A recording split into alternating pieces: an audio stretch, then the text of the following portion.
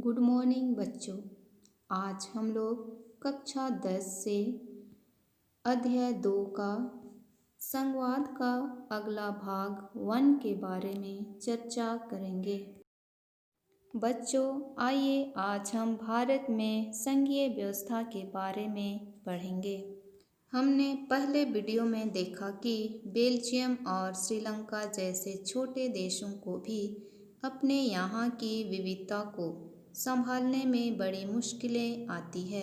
तो ज़रा सोचिए कि भारत जैसे विशाल मुल्क में यह काम कितना मुश्किल होगा, जहाँ बहुत सी भाषाओं, धर्मों और क्षेत्रों के लोग रहते हैं। हमारे देश में सत्ता की साझेदारी की क्या व्यवस्था है? बच्चों, आइए भारतीय संविधान निर्माण से ही शुरुआत करें। एक बहुत ही दुखद और रक्त रंजित विभाजन के बाद भारत आज़ाद हुआ। आज़ादी के कुछ समय बाद ही अनेक स्वतंत्र राजवाड़े भारत में विलीन हो गए। भारतीय संविधान ने भारत को राज्यों का संघ घोषित किया। इसमें संघ शब्द नहीं आया, पर भारतीय संघ का गठन संघीय शासन व्यवस्था के सिद्धांत पर हुआ है। आइए, हमने पिछले वीडियो में संघीय व्यवस्था की जिन 7 विशेषताओं का जिक्र किया था, उन्हें फिर से देख लें। हम देख सकते हैं कि ये सभी बातें भारतीय संविधान के विभिन्न प्रावधानों पर लागू होती है।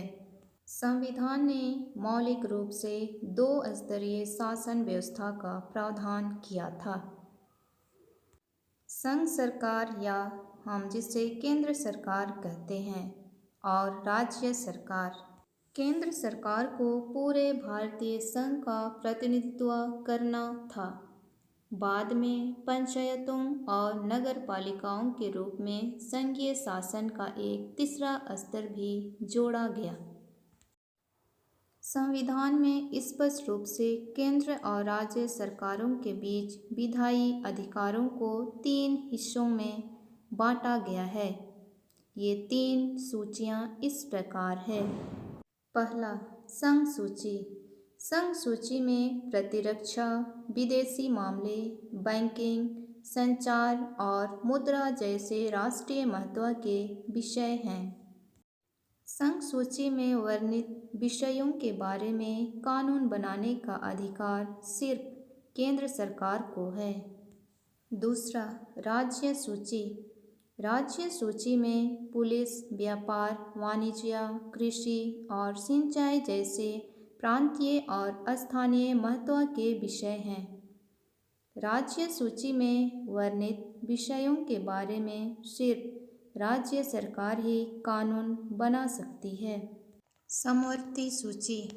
समवर्ती सूची में शिक्षा, वन, मजदूर संघ, विवाह, गोद लेना और उत्तराधिकारी जैसे वे विषय हैं जो केंद्र के साथ राज्य सरकारों की साझी दिलचस्पी में आते हैं। बच्चों, अभी हमने देखा कि किस प्रकार केंद्र सरकार और राज्य सरकार के बीच कामों का बंटवारा किया गया है। आगे देखेंगे भाषाई राज्य। भाषा के आधार पर प्रांतों का गठन हमारे देश की लोकतांत्रिक राजनीति के लिए पहली और एक कठिन परीक्षा थी।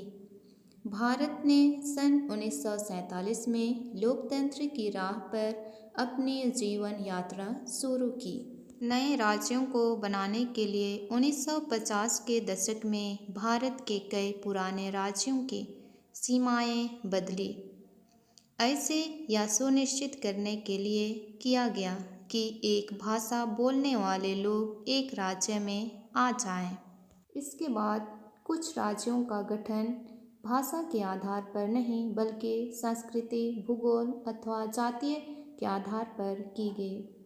इनमें नागालैंड, उत्तराखंड और झारखंड जैसे राज्य शामिल हैं। आगे हम लोग देखेंगे भाषा नीति। भारत के संघीय ढांचे की दूसरी परीक्षा भाषा नीति को लेकर हुई। हमारे संविधान में किसी एक भाषा को राष्ट्रभाषा का दर्जा नहीं दिया गया। हिंदी को राज्य भाषा माना गया, पर हिंदी सिर्फ 40% भारतीयों की मातृभाषा है।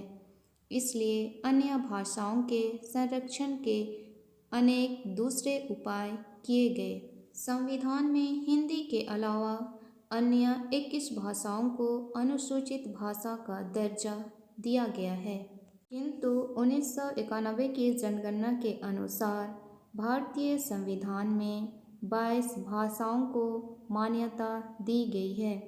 श्रीलंका के ठीक उल्टा, हमारे देश के नेताओं ने हिंदी के उपयोग को बढ़ावा देने के मामले में बहुत सावधानी भरा व्यवहार किया।